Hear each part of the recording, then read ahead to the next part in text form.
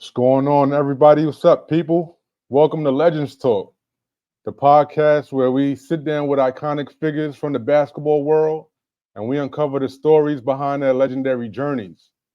In this special edition, we got the privilege of delving into the extraordinary career and journey of Chudney Gray, a basketball sensation who made a lasting impact on a global stage. Join us as we explore the highs, the lows, the pivotal moments that have shaped Chudney's path to greatness, offering a unique insight into the world of international basketball and the enduring legacy of a true legend. Get ready to be inspired, captivated, as we embark on an unforgettable conversation with a true trailblazer of the game. This is Legends Talk, the Chudney Gray edition. Tap in.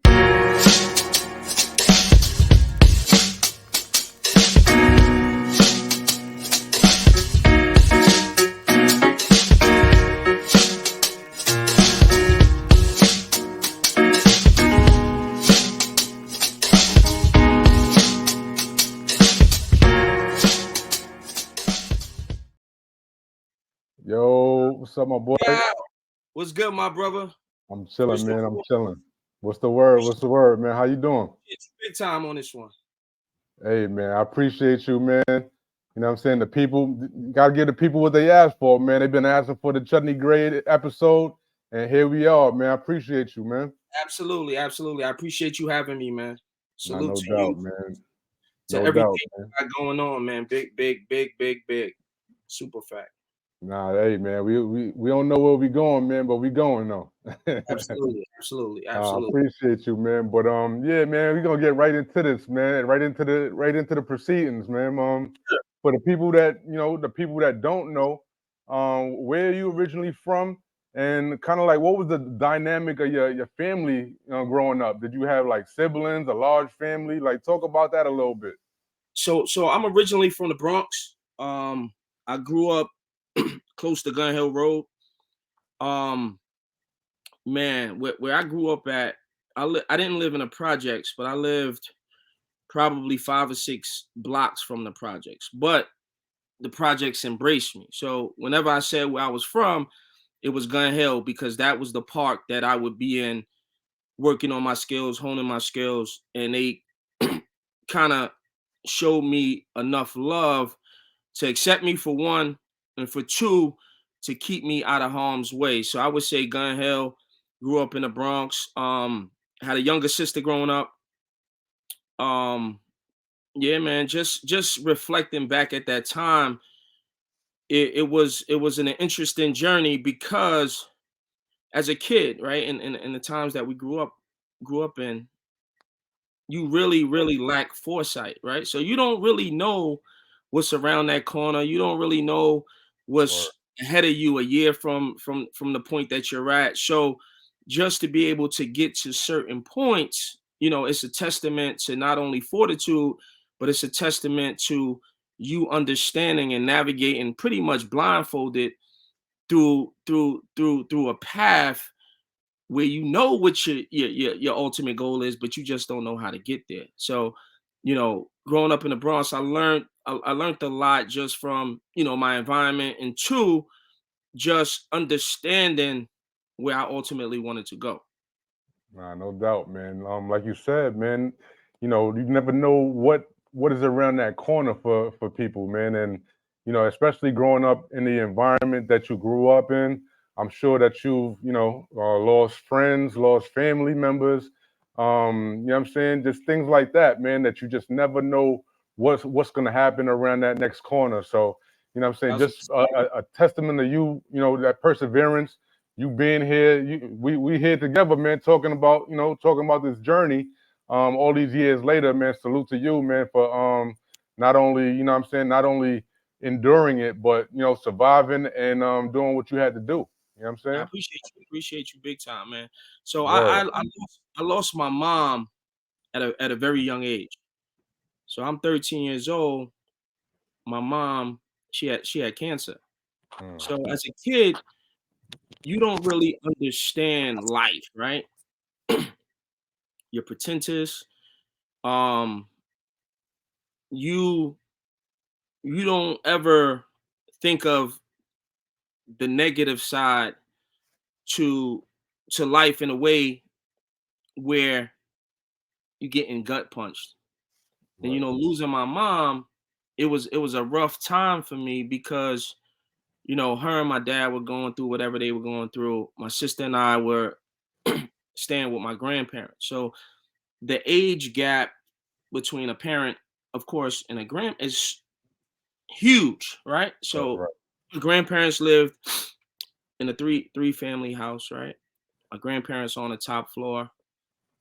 I got the whole entire bottom floor to myself as a kid, right? So I come and go as I want. I mean, I have guidance, but them not able to keep a hold of me like they should have, Right.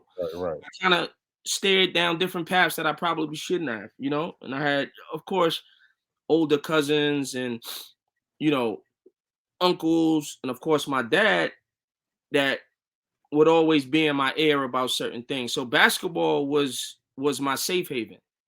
Mm. It was the thing that I kind of leaned on to get me through that tough time. You know what I mean? So, you know, you go through that phase where you're mad at the world. You Right. go through that phase where, you know, the what ifs. You go through that phase where, you don't know if you could do it anymore. It's a lot of emotions that tie into losing a parent. Right. So like for years, like I would get upset at people when they weren't embracing their parent or specifically their mother like I thought they should because I Right. was without one. So I always I just take to mothers differently. You get what I'm saying? So my grandmother became that for me. You Right. get what I'm saying? So, a lot of things I didn't get to go through with my mom. I didn't get to introduce her to my first girlfriend. I didn't get to, you know, go through her sitting in the passenger seat, me learning how to drive, like things like that people take for granted that I kind of hung my hat on. You get what I'm saying? So basketball, kind of masked a lot of my emotions. I'm going through, there's a lot of stuff. I'm going through family court because while my mother was getting sick and I'm being a kid, not understanding how she's deteriorating in front of my eyes. You get what I'm saying? But with the everyone telling you she'll be okay, you believe it. You're Right. pure as a kid. You get what I'm saying? So you don't ever think the negative. So, her not coming around, and you got to realize, I'm 13. My mother, she's 32. She's a Mm. baby. Right. Right. Man. A baby. You get what I'm saying? Super young. So like when I hit 30, I'm like, damn. You get what I'm Right. saying? Right. Right. Right. It's Nah. super surreal because, you know, and I'm sure knocking on wood, not wishing anything, but if you have ever had a family member that has succumbed to cancer, you know how drastic and how quickly it eats away at you. You get what I'm saying? So it's not turning a blind eye, but it's you kind of mask it by not looking at it, if that Right. makes sense. So Right. it's a glance, I know you there, I feel you, but I can't look at you in a way that I want to look at you because it'll kill me. You get Right. what I'm saying? So like, I check in on my mom, and then I remember the day like yesterday. My dad, he comes over, he picks me and my sister up. We go to his spot. At this time, it's probably like 9 o'clock, so the entire house is dark. So he brings us into the room and he tells us, "No, your mom is no longer here." So to hear that, and my dad, for those that know my dad, they know how strong my dad was, like the neighborhood dad. You get what I'm saying? Like he'll give his last to a complete stranger. He'll take his shoes off to give it to, like, he's that guy. You get what I'm saying? So to always see him strong, strong, strong, strong, and to And see now, him at right. that point, that kind of demoralized me. You get what I'm saying? So it was a tough adjustment because now I'm leaving middle school, and next step for me is high school. So I'm bringing all of this baggage with me, not really knowing how to navigate through it. You get what I'm saying? For Like, real. even getting to high school, it's like when I think back, like I didn't have like how kids nowadays, like how my son and other parents kind of take the step to oversee a lot of this stuff that's going on in sports and their kids' lives. I had it to a certain extent. You get what I'm saying? Like I had to make a lot of. I remember going home to like telling my grandmother I'm going to Rice. Like she had no clue Right. what What's it that? was. Right. You get what I'm saying? Like I'm making tough decisions at a young age on my own. It's not, yo, let's sit at the kitchen table, let's discuss what these options are. You get what I'm saying? Like I brought all this shit home and I figured it out on my own. Right. You get what I'm saying? So like I'm going there.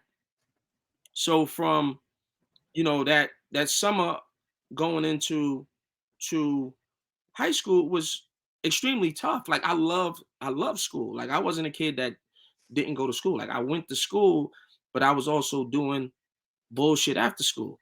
Right. You get what I'm saying? Because I was just so shaken up. And for my grandmother, right, my uncle, he had passed 3 months prior to my mom passing. So my uncle, he played at UMass. He was drafted by the Kings. Um, he was playing in Over the Hill, which was like a 40 and over league held at the PAL in the Bronx, right off, I think, I want to say Tremont. I could be wrong. So I'm at the game. So my dad is playing, my uncle is playing, a whole bunch of other guys is playing. He has a heart attack on the court. Wow. So it took a while for the ambulance to come.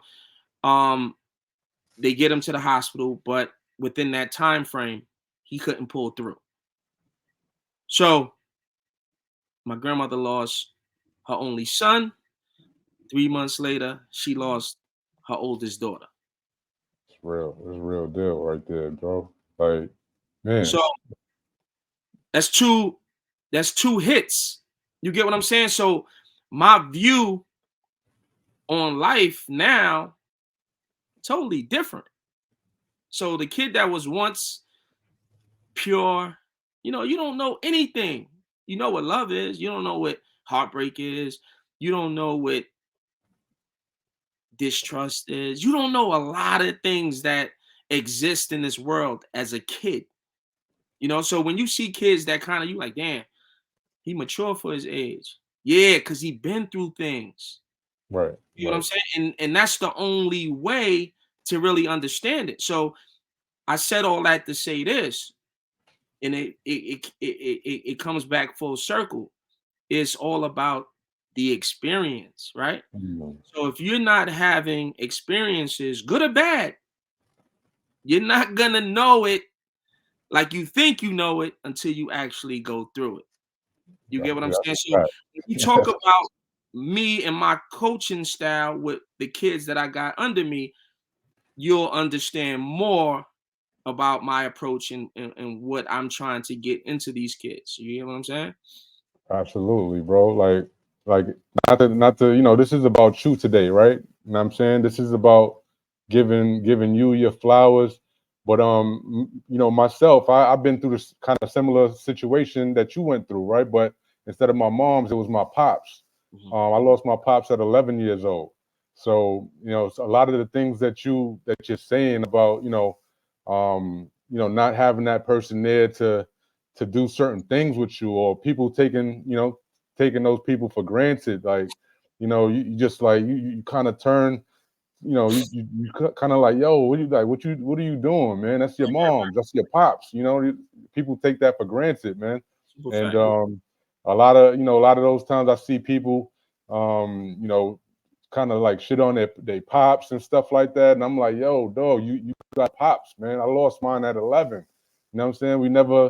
We ain't get a chance to go. I ain't get the chance to show him my girlfriend, or, you know what I'm saying, Absolutely. or he ain't get the chance to really. He ain't come to none of my games, stuff like that. You know what I'm saying? A lot. It's a lot. And that's real, bro. That's real. So I definitely know what you when you say, you know what I'm saying, and it definitely resonates over here, man. So I definitely know what you're, kind of a little bit of what you've experienced. Mm-hmm. But on the other side, in terms of the parent side, Right, but right. but It's it's hard. tough. In hindsight, it builds you for life. You get what I mean? Like no one wants to lose a parent, but you could use it as fuel Hmm. to let it eat away at you. And I chose to use it to motivate me to get through life. I know what I came from. You know what I'm saying? I came from lifting the couch up and looking for quarters. You know what I Right, mean? Like I came from that. So I had to man up and do what I needed to do to get out of my situation. Because when you grow up, like you grow up in the hood, you grow up in, I wouldn't say poverty. I wasn't down and out to that extent, but you don't know what the other end of that spectrum looks like because you've never been there until you get out of it. You right. get what I'm saying? You're like, So damn, like, yeah, I've been through some shit. yeah, You know you what I'm saying? appreciate the road. Of course, there's no other way. Like, right? You're Right, gonna cry about it, you're gonna appreciate it and get through. You know what you have, you know what you want. Now you gotta figure out a way to go get it. right. And No other way. when you say at the age that you hit, when you know what I'm saying, when your mom's passed and you hit that certain age, you it hits you a different way because you're like, damn, so they was Super this different, age, super you know different what way. I'm Like I went, back in the days, like think about it, as a team, right? They send home the permission slip, right? We got our permission slip signed. We might be in Philadelphia, we might be in Arizona, right? Parents weren't on a road trip with us, right? saying? We Right, like I played with Riverside, so I had to get on the train to go to practice. Nobody was taking the train with me at 9 years old, 10 years old. I occasionally my cousin rode with me, but he 2 years older than me. You right, get what I'm saying? So we're navigating the world. We didn't have cell phones, right? So you had to have knowledge of, okay, these are my surroundings. You don't know outside of your demographic, it's hard to gauge what the temperature is because there wasn't social media. You right, only knew, pretty much people that was in your inner circle and around your neighborhood. We taking the train down to Harlem. You just had to be on point. You know what I'm saying? So, right. like a lot of these lessons you learn naturally. These kids don't get that these days. You know what I'm Right. saying? And They not your people's trusted you a certain way to, all there's right, a he gonna be all right, you of know? trust, 1,000%. You get what I'm saying? It's just the world that we live in now kind of makes it a little crazy, but you're kind of in terms of being sped up, not only mentally but emotionally, as a young kid in the times that we grew in, is paramount. Like you couldn't put a price on that. So now, like if you look at kids now, in terms of development, just let's look at that alone. Like they kind of seem behind the eight ball because everything is done for them. Like we went to the park and played, right? Right, And I always tell people the same story. Like when I think about it, like we went to the park, we rode our bike, we probably had $2 or $3 in our pocket. You lent your man $1. You played the game. You still had to watch your bike. You still had to win the game. You right, couldn't let nobody take your necks. Think about all of that shit you learned just by going to the park for that one day. And when we wasn't playing, guess what we doing? We playing manhunt, right, playing tag. So we naturally becoming athletic. We naturally learning how to change speeds. You get what I'm saying? So who could play the monkey ball 10 times without losing grip? Like so you naturally developing upper body strength without even knowing. You get what I'm saying? That's a Like fact, bro. these kids don't do that. We didn't have nobody telling us, yo, dog, that's a bad shot. Yo, dog, that you over dribbling. So a lot of the shit we figured out, we gotta kind of micromanage today's kids, which is bad. And it kind of sets them back because of the fact that they're not really getting to explore, use their imagination. But why do you think that is, though? Do you think it's more so because of well, me, I'm thinking it's because of the violence that's out there, and it's just a different age, a different time that parents are a lot more scrutinizing. All right, where are you? I couldn't. My son is only 6 years old right now, so I couldn't imagine him being away on, you know what I'm saying, and me Oh, not knowing where he's at for 20 minutes, let right, yeah, alone right. all But day. yeah, a lot goes into, of course, the violence, right? But violence has been around Yeah, for it was around. It just was like these around. bike lanes, right? Bikes have been around forever, but they decided to put bike lanes. So we got to deal with technology, right? So technology takes a lot of the imagination away. So when we were kids, right, we riding in the back seat or we riding passenger. What we doing? We gazing out of the window and we using our imagination. We thinking about whatever we thinking about. Right, Nowadays, these kids got tablets, they're on their phone. So a lot of it, instead of them really tapping into thinking, that shit is out of the window because right, they got something to occupy their time. You know what I'm saying? So, it's a weird science with anything, right? So you just got to do your best. Like for me, do my best and give them information that hopefully they could use at some point in their life to get them from, A to B. right, right. Now, I mean, you're doing an incredible job, you know what I'm saying, with the kids, with the youth, that you're, that are on that's following your program right now. We're going to tap into that in a little bit. But before we get there, I want to kind of dive into your journey in terms of like, who kind of like showed you the ropes. You said you started playing Riverside at an early age. Like, who introduced you to the game? And at what age did you kind of realize this is what I want to do, when I grow up or professionally on a professional level? So I started playing basketball, I want to say around 9. Like football was my first sport. Um, but and I was I was watching your episode with Marcus, and very similar. Like it's cold, you know what I'm saying? So I gradually, transitioned into basketball, and once I did that, I never really looked back.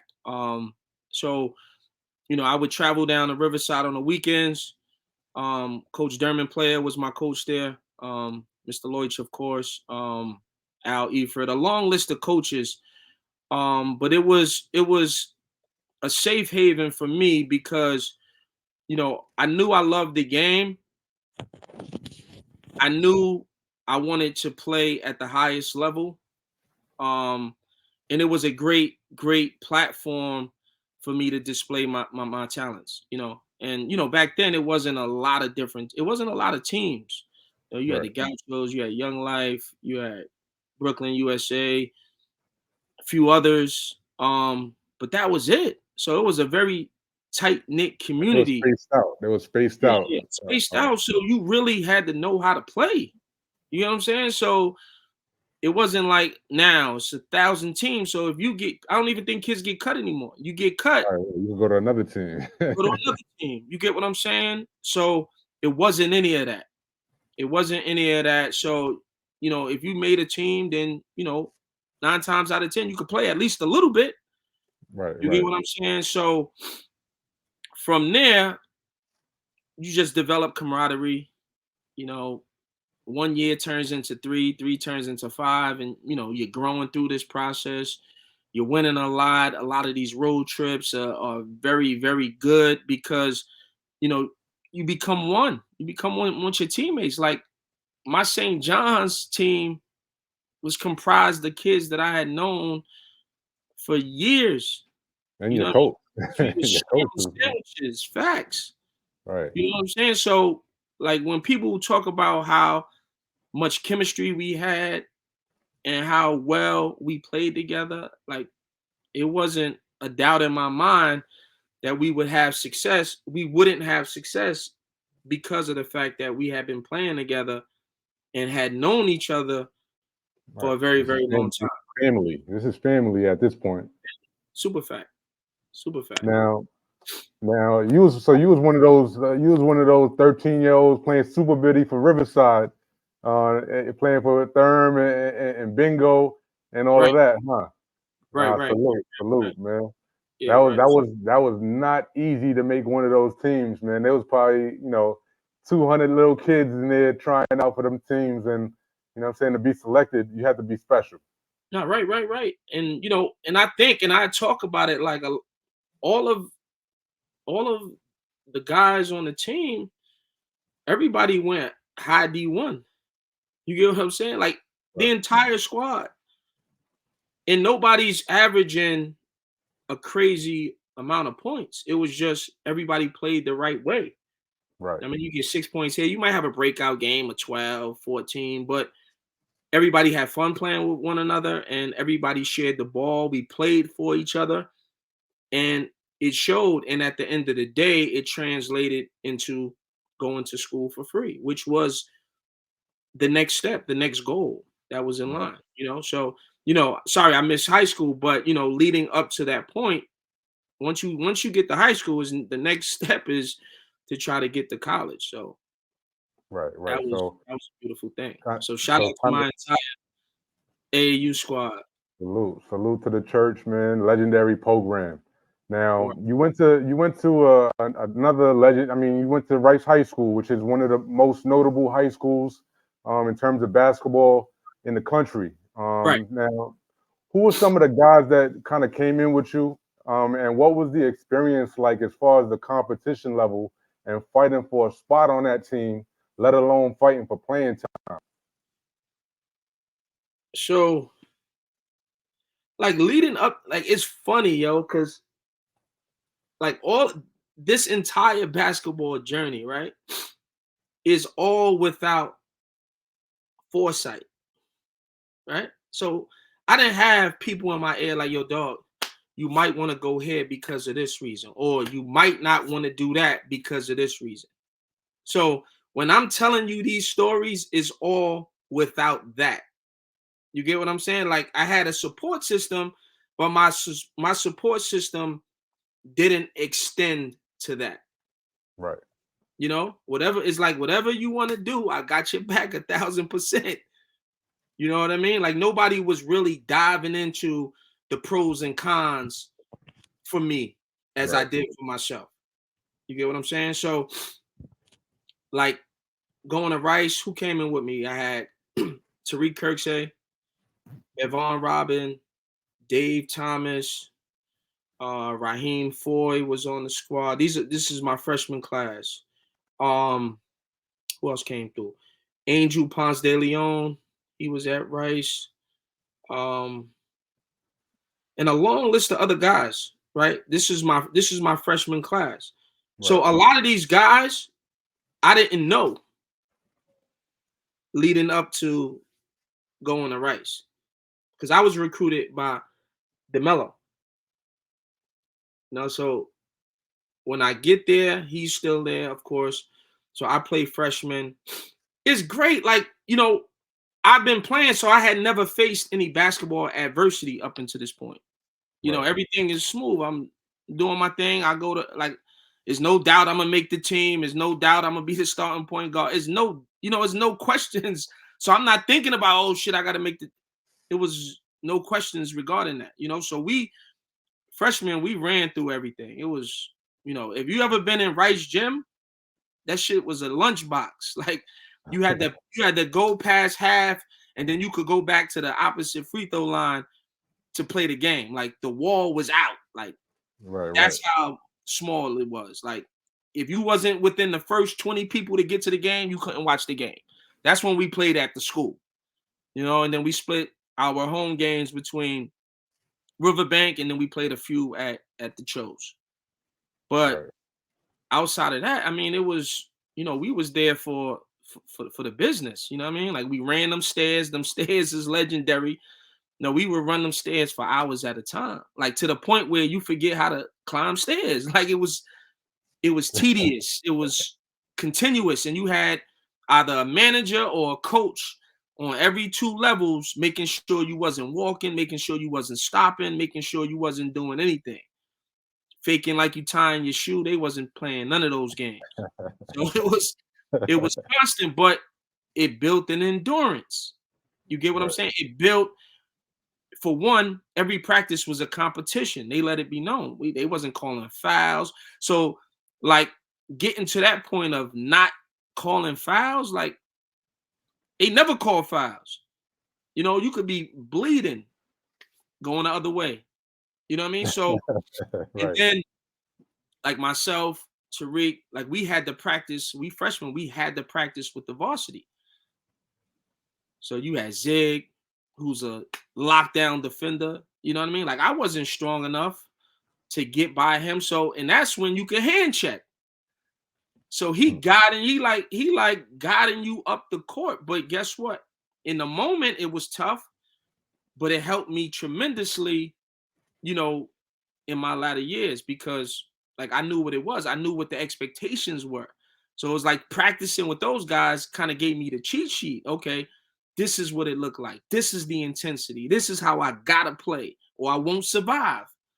You get what I'm saying? So I took to all of those things. I took to all of those things, and it ultimately helped me, and it helped all of us just walk around with a certain air and being like we were proud to be Rice Raiders. You get what I'm saying? It was a pride thing. Like to be able to put on that green and gold and walk through those streets and and have that drawstring book bag. Like that was like the badge of honor for us. You know what I mean? So like the smallest things got us through. And I was happy that I had attended that school. Nah, that's a fact, man. And that school is like a brotherhood. You know what I'm saying? It's no longer here in terms of it being closed down, but the Right. brotherhood remains with all of the individuals that went there and went through that same kind of process that you went through in terms of Right. the stairs, in terms of like everything that you kind of went through, man. So salute to everybody that went to Rice and endured what you guys had to endure Right. in order to get to the levels that you got to. Right. But Right. so now when kind of moving along, Mhm. in terms of you playing on the varsity level, um, when it came down to recruiting, I know like you said, nobody was like there was no person that was averaging 30 points at Rice High School. Everybody was kind of doing their own thing, and everybody kind of shared the ball in order to win. You guys were winners, and there was kind of like no everybody could have kind of started on their on a respective on another team. Mhm. Could have been a star at another team, but Right. it's like being at this kind of like it was almost like an all-star team where everybody kind of put in score 8 points and you guys came across with a W. Right. But Right. Right. in terms of like recruiting, man, how did that go for you? And we know you ended up at St. John's, but were there any other schools that were on the radar for you at this time? And Yo, what made you go to St. John's? I had a lot of schools recruiting me, right? So I knew after my freshman year I was going to college for free, right? And a lot of that came from, playing with Riverside and playing on the AAU circuit. So Right, um Lou Olson, the coach of Arizona, he was on me heavy since my sophomore year, right? So he would come to the practices. Like, of course, he would see because I'm practicing with Philippe, I'm practicing with Reg Freeman, Gary Saunders, a lot of those guys, they bringing in powerhouse schools. So my whole mindset was, listen, they here to watch these dudes. I'm in practice. I can make an impression too. You know what I'm saying? So as long as you in the room, you have right. a I mean, choice to use your voice. the So building. Lou Olson was there. He took a liking to me. So that following summer, there used to be a big AAU tournament in Arizona every year. So we would go as the church, and like I played really, really well this one session. So one like it was a weird setup. It was like on a Wednesday, like an off day. He's at practice, so he's in the office talking to Mo, and then Mo was like, "Yo, Lou Olson really likes you." You know what I mean? I believe it, but I don't. Right? Because I'm like in my mind, I'm like I haven't done anything. No, I'm playing. You know what I'm saying? But I haven't done anything. Um, we're winning. I'm playing the right way. I'm probably my junior year, I'm probably averaging about 14, 15, which is good, not just playing my role. You get what I'm saying? Giving guys the ball. Um, I got Syracuse, I got um Mississippi, I got Arizona, I got um Texas. I got a lot of schools that showed interest. Um my junior year going into my senior year, that summer, I had hurt my wrist. So I couldn't play like the majority of the summer. So you know how it is, out of sight, out of mind. You know what I'm Right. saying? So Luke, because I really like at that time they had Damon Stoudemire, Khalid Reeves, and their style was kind of similar and conducive to how I like to play. You get up and down, I could shoot, hit your open shots, move the ball, play, defense, scramble. So that was more my style. You know what I'm saying? So Mike Bibby was the number one point guard in my class. So once he committed to Arizona, I'm like, and I'm thinking, like, I'm not thinking long term, I'm thinking short term. You get what I'm saying? So Right. I'm like, they signed Mike Bibby. He from Arizona. He's the number one guard in America. Like, why would I go there? And they still had Jason Terry coming off the bench. He was the sixth man. Um, and they had who else? Miles Simon. Right. So, like, it was a tough decision for me because I couldn't be beyond, you know, not even thinking if he only stays 1 year or 2 years. I'm thinking like they got their guy. I gotta go somewhere else. You get what I'm saying? So me not being able to play that summer kind of set me back because it was the chance for me to kind of solidify myself on that AAU circuit. It's not like today where it's a tournament every week Right. or it's like 5 sessions lined up. It was, you had maybe 2 or 3 chances to lock in a deal Right. or it's over. But on a good side of that, like college coaches did come to high school games, like random games, they would come. Like you didn't necessarily have to be a powerhouse school for coaches to come. Like nowadays, you have to either have top 100 kids for them to really show up to those games, unless they just, see you at a program and they want to really follow your progress. But outside of that, it's a tough navigation nowadays. Absolutely. Tough. Absolutely. Now, like, what was the biggest difference now? Like, now that you end up at St. John's, what was the biggest difference from playing, ball at Rice to now playing at St. John's in one of the best, if not the best, conference in all of America, the Big East? Oh, it was a huge adjustment. So prior to me getting to St. John's, like I had made up my mind, like I just really wanted to play and have the best chance at getting to the pro level. So Fischilla was on me at Manhattan, so I'm like, he was gonna give me the keys out the gate. So, I'm like, okay, this is a situation where I could use as a springboard to ultimately get to where I want to go. So I had originally committed to go there. And then once he left to go to St. John's, he was like, you coming to St. John's with me? I said, no doubt. It's a no-brainer. You get what I'm saying? So the the the transition from high school to college, especially as a point guard, it's a huge difference. The amount of responsibility is vast. The speed is immensely different. These are all things you don't know. You know what I'm saying? Right. Like you Yeah. watching it on TV, it doesn't translate to when you're actually in that fire. You know, and now you step into a different world where it becomes a business. And what I mean by business, coaches will only let you know them, but to a certain extent. You get what Right. I'm saying? Like now you falling into situations where they're giving you half truths.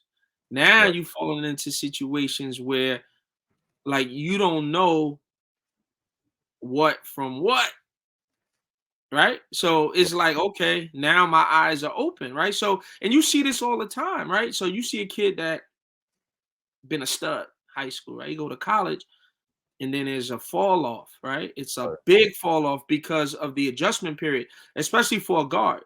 So you got to manage all of the personalities on your team.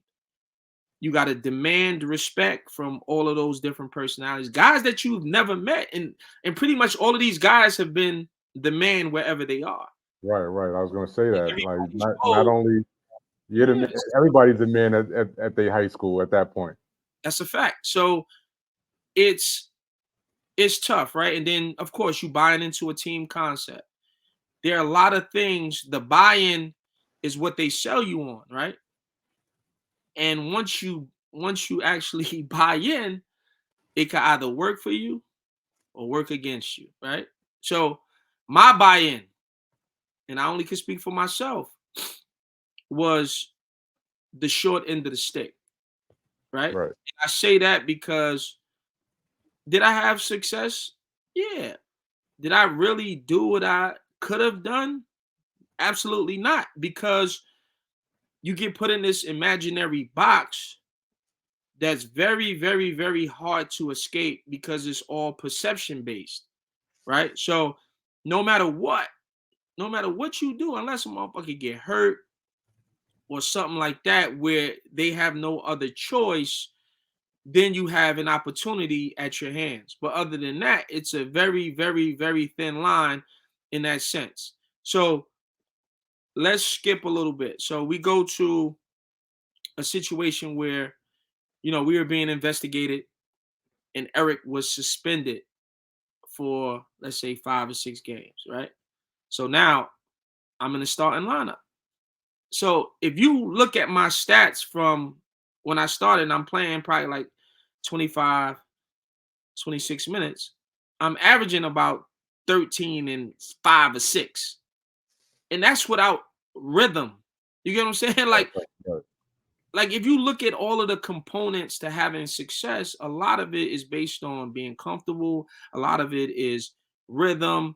99% of it is confidence. So I never, ever, ever, ever lost confidence, right? Never, because I knew what I could do. But it was just a matter of getting opportunity to do it in. So like when Frashilla was there, he was a micromanager, right? So we had to we had to walk the fucking ball up. We had to throw it in the post every possession. So you got a group of kids that came from this, like Right. Riverside, Yeah. High, Rice, back and forth. like Right. you recruiting kids and having them play a totally different way. You could have went to Indiana and got kids to walk the ball up. You get what I'm saying? Like you got Right. New York kids walking the ball up. Like Yeah, we ready to run and gun. so probability, right, is now cut in half, right? So where if you playing fast pace, he get his 6 shots, he get his 8 shots, he get his 10 shots. Those 8 to 10 shots now become 4, 3. You know what I'm saying? Because Right. the game is like we scoring in the 50s, 60s. Yeah, Like 50, yeah, I was that's gonna say that. 55 to 30 to 40 to 48 that's and all that. insane. You know what I mean? That's like being a boxer and being afraid to punch. Like Right. you got to increase the probability. You know what I Yeah, mean? y'all ready to run and gun. Y'all got the New York squad ready to that been running and gunning forever, and now you want to slow it down. That's crazy.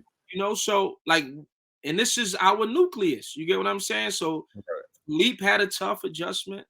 Zenden had a tough adjustment. Like Zenden, the previous year, he averaged 20 and 10. You were supposed to bubble him up and let him go. Right. Let's go. You know Let's what I'm run. saying? Like, what we doing? Right. We You got the you supposed young. to ride that wave, bubble up, and get to the show. Philippe the same way. Like, get him out of here so he can rock and roll. That's the purpose of it. You know what I mean? So we slowing the ball up. So percentages are not going to be what they supposed to be because now you thinking about the shot. Should I Right. take the shot? Should I not take? Like all of those things count. And with analytics today, that shit would have been disastrous because now you playing a mental game with yourself. Right. You know what Half I'm saying? court offense. You know what I'm saying? That's crazy. I never thought about it like that. Yeah, man. So Jarvis gets there, and it's like a breath of fresh air. In a sense, that he lets you play, right? Jarvis is like, yo, okay, this is what this is the scope of what we need to do. Now go get it done. You know what I mean? So he kind of let loose a little bit of the rope. You get what I'm saying? So for me, I was already in this box Right. because of my previous situation. You know what I'm saying? Like I worked hard, I did everything I could. It was just a matter of, you know, he wanted what he wanted this way, that way, and that way, and I wasn't necessarily a part of that, which is all good and dandy. You get what I'm saying? So, but like that's why I'm so passionate about it with these kids because like the box is a tough place to be in when you wholeheartedly know you could do better than what you're putting forth. You get what I'm saying? Right. So with Jarvis there, I played, and it turned out to be, a good situation, you know, especially from how it started. Right, right. Now that's dope, man. Now you were part of that legendary squad, man. That you guys were. I guess that was the 98, 99 team. Right, right, St. John's that made it to the Elite Eight, right? right, right. Of the NCAA tournament. Now, what made that team so special, man? And in retrospect, like what does it mean to you to be a part of that squad, man? Eric Barkley, Ron Artest, Ty Grant, and so on and so forth, man. Like what does it mean to be a part of that group, man? And I see y'all very close to this day. I But mean, what those does that guys mean? are my brothers, man. Like I said, like we've been playing with each other since we were kids, like sharing potato chips and you know what I'm saying? Like let me hold a dollar like that. So like Ty was my roommate at one point, Reg was my roommate at one point. Like so like the camaraderie was already intact. It was just a matter of just us just going out there and playing. And E Bark, that's my guy. Right, That right. guy's been my roommate too. So we Nah, we we just super we dope. knew that we had to put on for the city. You know what I'm saying? And especially during that year was the lockout. We was the only thing really rocking and rolling. So we had Jay-Z at the game. We had Spike Lee at the game. On Monday nights we up at Clue. You get what I'm saying? That's when Cheetahs was popping. We had Cheetahs walking through that. That's when the Rockaware suits was crazy. So we sponsored by Rockaware and Jordan at this time. Two Man, what hottest a time! brands. What a time to be alive. You know what I'm saying? So, like the recruits, we were taking them to the studio with Jay, taking them up the Clue. Like that was part of the rollout when we were recruiting guys. So like when Carlos Boozer came, when Darius Miles came, that's how we showed out. You know what I'm saying? Yeah, They rented. Darius said he said he was gone. He said I was going to St. John's. It would have been a perfect situation because you're on the biggest stage, you playing at the Garden, and then you got a coach that lets you play. You know what I mean? Right, Like that shit is priceless. Like you don't get to pick your coach, you don't get to pick his personality, right? So a lot of the things that you may see on the surface may not be that. You get what I'm saying? So and back then you couldn't just transfer. It was with penalty, right? right, So it's a it's something to think about. You know what I right, mean? So they have the leverage more so than not, And I listen, I love Coach Frischella, right? I love my shit. I wouldn't change it, right? Because it taught me so much that you know I'm successful in business. I'm successful. Had a successful 14 year as a pro. Like who would have thought, right? But I stuck with it. I never ever gave in to the perceptions that were put on me. Like I wouldn't allow it to happen. Like it was times where I'd be at the end of the bench when Frischilla was there. He'd be like going the game. I'm like, nah, like I'm not here for that. I'm not here to give right. For what? breathers. You get what I'm saying? Like I'm not. And it was times where he would call me in the office and be like, yo, do you want to transfer? Do you want to go to another? Nah, I'm cool. I just want to play. Like I don't have no issues. Like let's not try to make something up. I just want to play. I Right. just want It just held you back a little bit in terms of your game super fast. when you You know got what I'm there, saying? right? And it wasn't like I could shoot, right? So if I get, you know, if I come in a game and I miss my first one or two, it was over with. Like it's like rhythm is very important. Like especially for a kid that come from like having success leading up to that, like you gotta breathe confidence into your troops. You have to. Like it's a way to say, okay, take another shot. It's a way to say that in a positive way. You get what I'm saying? Like I'm not saying it gotta be, oh, I'm babying you along the way, but if you want me to perform or if I'm a part of this family, let's do the best to have success. Right, right. Not to call You don't want to have to think like, damn, if I miss this next shot, I'm getting out. Like, you're it's taking me out. yeah, it's a tough psychology to understand. But once you accept the facts of how certain things go and how certain things you really don't have control over, it makes it that much more easier to really navigate. So once I understood it, I'm like, Right, it's a no-brainer. I'm Gucci. You know what I'm right, saying? It's just the hand that I was dealt. There's nothing wrong with it. You know what I mean? There's nothing wrong with it. right. I accepted it.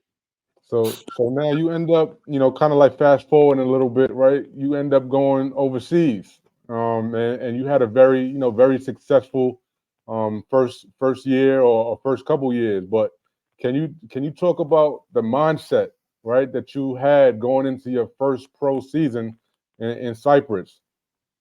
So I'm gonna backtrack because remember I told you I had a very important story to tell you. Let's go. Let's And get it. this is this was instrumental to my career. It's probably the most foundational thing. So, like my senior year, I played well, right?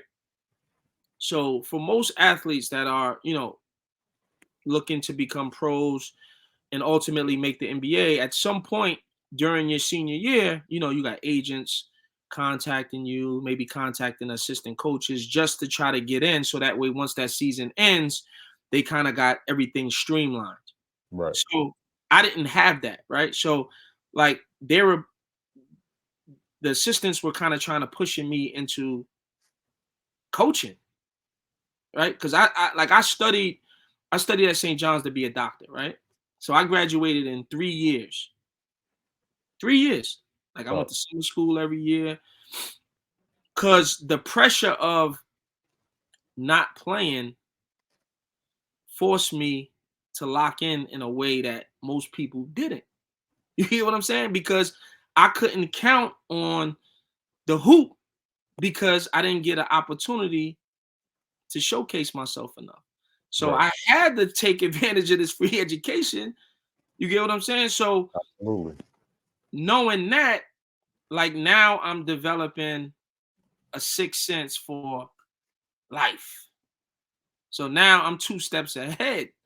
So senior year come. So there's a guy, right? I didn't know him from a can of paint, right? And we're gonna talk about my mother, right? As the angel for me, right? So I didn't know this guy from a can of paint. So I would see him like at the garden, you come out on that side entrance towards the back where the buses are. Right, So we come out there. So I would see him there, with the family and everybody meet. He would wave to me. Cool. I give him the peace sign, get on the bus. So like going into like maybe 4 to 5 games before the Big East tournament, it was a rainy day. I never forget. It was like raining cats and dogs. And he had like the biggest umbrella out there. Like he just left a golf outing, like one of them big ass umbrellas. So he calls me over. He's like, "Can I speak to you?" He's like, "Yo, listen, just keep your head up. Things are gonna turn out well for you. Just remember, never give up. No doubt, sir. I appreciate you." So right, he has like a briefcase shoulder bag. So he goes in his briefcase shoulder bag and he pulls out like these laminated articles, pictures. Like so he had everything about me from like Rice leading up through college. So if you know my team, like I'm not the guy on St. John's that's that's The getting highly and touted dude that's getting all the pub. not getting all the pub.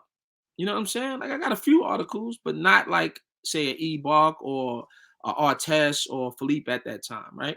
Right. But he has everything. Like like when I say high school, leading up into that point. So I'm like, oh shit. So we exchanged numbers. We kept in touch. So he would always like I would see him after game. Yo, you're gonna be a pro. Don't worry about it. You're gonna be a pro. Don't worry about it.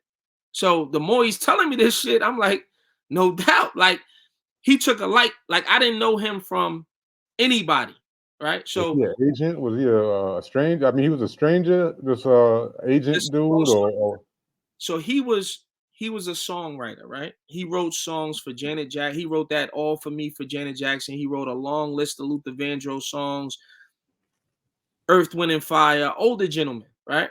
right. So he had ties into the league. He knew agents, so on and so forth, right? So he was like, you're going to become a pro. So shout out to James Ryan. So senior year comes, I graduate, blah, blah, blah. The next step for me, like, I don't know what to do. I don't even know how to navigate this. So he's like, yo, listen, this is what you're going to do. You're going to play in the USBL. You remember the USBL? Yep. You're going to play in the USBL, and then we're going to go from there. No doubt. So I go to the USBL. It's like, this is like a breath of fresh air because now I'm getting to play. So I end up getting Rookie of the Year in the USBL. From that Rookie of the Year, I get invited to the Chicago Bulls Summer League. So I go to the Summer League. Like, I know I'm not going to make the team, but what I'm going to do is I'm going to play well enough to leverage a good job overseas, right? So I go to USBL. I mean, I go to Summer League. My cousin ends up getting killed. So I leave like day 3 of the Summer League. But I had did enough to get a job. So that's when I went to Cyprus. So I go to Cyprus. We in the cup. It was a very good team. I'm getting calls. Do you want to go here right after the season? Do you want to go to Venezuela? Do you want to go to Dominican Republic? I'm like, nah, I'm going home, right? Because a little bit of homesick, and I just wanted to figure out what my next steps were. So I Right. go home. I end up playing in the USBL again. Shout out to Kenny Charles. I end up getting Player of the Year. So back to back, I get Rookie of the Year, then I get Player of the Year. So now I go to Knicks camp, I go Atlanta Hawks camp. So me, Smush Parker down there together. Who was still there? Jason Terry was still there. I do my thing, but realistically, am I gonna make this team? No. So I used that. I ended up getting a deal in China. So me and Sham at this time, we got the same agent. So Sham is on one team in China. I'm on another team in China. So we both killing that shit. So that's when Yao Ming was still playing. A few other dudes was over there. So I go there, and then from like my first 5 or 6 years, I don't have kids at this time. So I'm just kind of just trying to build my resume. You get what I'm saying? So I'm playing like at that point now, I'm like understanding how to navigate this international life. So I'm going from there. Now, from there, I come home for a little bit because of how the season is set up. Then I go to Dominican Republic. I go to Dominican Republic, and then I come home for like a month or two, summer league, and then this is becoming my cycle. So now, like, and I had older guys like Ty Grant, um, Charles Jones, just schooling me to how to navigate it. You get what I'm saying? So like I'm using and I'm pretty much living like a nomad, right? So, you're going from country to country. Like that summer money I'm using for the whole winter. So like at this point, like 2 or 3 years in, I'm not touching none of the money that I'm making during the Right. season. I'm just stacking it. So now down the line, I'm able to invest in properties. Because I'm always So when we first had this conversation, I talked about foresight, right? And kind of having the eye to see what's down that block. Like Right. you have to have that because like as an international player, the end is abrupt. Like you don't know, like you can't bank on what you did the previous year. It's no guarantee you're going to get another job the following year. So I'm living month to month, year to year. Like I'm not spending money I ain't make. I'm not doing none of that because I came from nothing. You get what I'm Right. saying? So I know in order to get a head start, you have to have enough discipline to get you through and to carry you through. So, of course, bought cars. I did all of that shit. But I knew foundationally what will keep me on this right path. So, long story short, I played 14 years. And when I say my last season, I probably averaged like 24, 25. But it was abrupt because now you start to lose leverage. Now money that you could say you want is no longer on the table. So at some point there has to be a transition. Do you wait to where it's forced or do you kind Right. of go Right. out on your own terms? You get what I'm saying? So I chose to go out on my own terms on a high. And I knew it was coming. It was just a matter of when I was willing to pull the trigger on accepting the fact that the ride was over. You know what I'm saying? But it's Mm. quick, fast, you know, a few things I wish I would have done a little bit more. Like I documented a lot of it, but I could have did more with that. Right. Right. Man, I mean, you played in over 30 countries over those 14 years overseas. Yeah, Like, man. which of those stops along the way kind of stand out in your memory, man? And what kind of kept you going, seeing that you were far away from home, you having to adjust to the culture, the different languages, and things like that. Man, and I tell people all the time, like I enjoyed every spot that I went to for all different reasons, right? So like Right. I played in Korea. Korea was super dope in the sense where I was able to become like one with myself.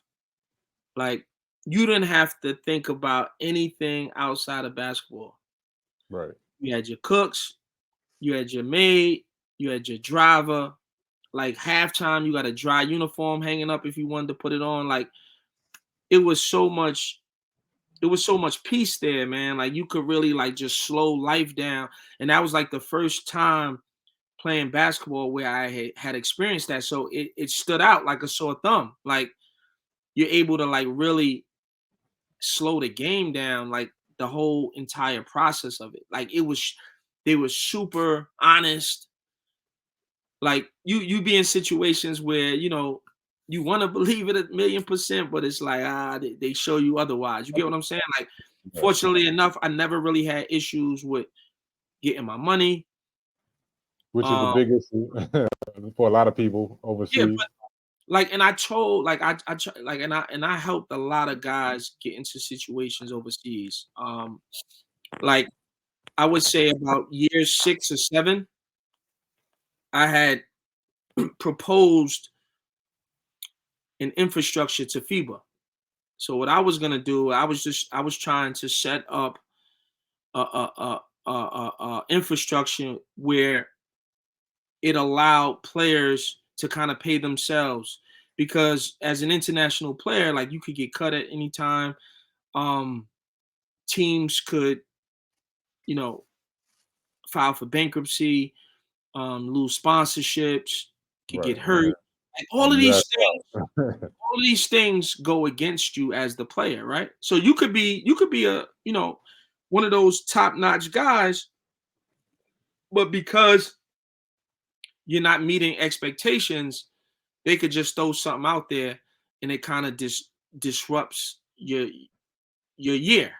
You get what I'm right. saying? Right. So the infrastructure that I was trying to impose was one that kind of mirrored that of a social security plan for international players. Like I flew the FIBA guy into New York. We had lunch. Like they just didn't want to do it. and that would have been something like long lasting throughout, the history of basketball, because it kind of allows you to have some type of financial literacy, where most kids come from the inner city, and getting 20, 40, 50,000 at a time is a lot of money, but if you're not managing it properly, it could work against you.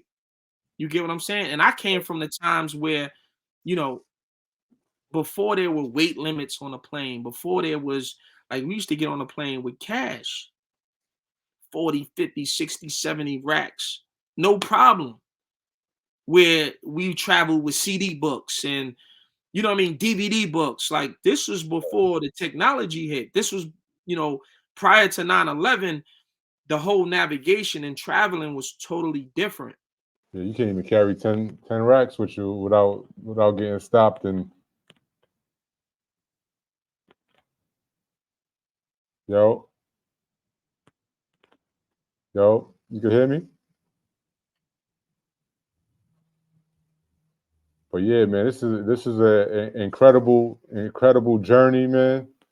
You know what I'm saying? Like, it's crazy. 14 years in over 30 countries is beyond what anybody would have, what I'm saying, thought of in terms of having a successful career, man. Chud, you there? I'm not sure what happened, but hope everything is all right. But yeah, man, incredible journey. You can't ask for much more, man. Can't ask for much more.